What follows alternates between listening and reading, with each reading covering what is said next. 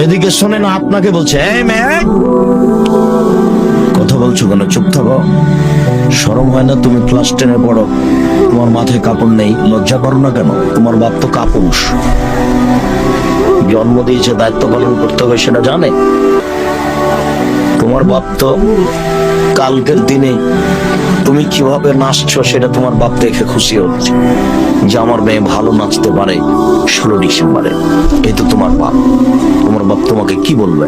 এই, তুমি যেদিন ক্লাস 8-এ উঠেছ সেদিন তোমার হাইজ হয়েছে, তোমার বিবাহ হলে 2টা বাচ্চা হতো, তুমি 2 ছেলের মা। এ বয়স তোমার, তুমি কি করে মাথায় কাপড় না দিয়ে এখানে বসে আছো?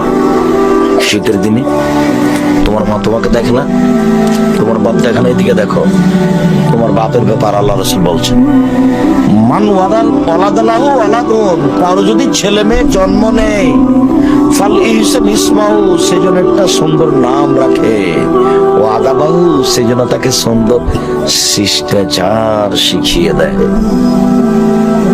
সুন্দর নাম, নাম রেখেছে আহমাদ, আর ডাকে টুরু বলে, টুরু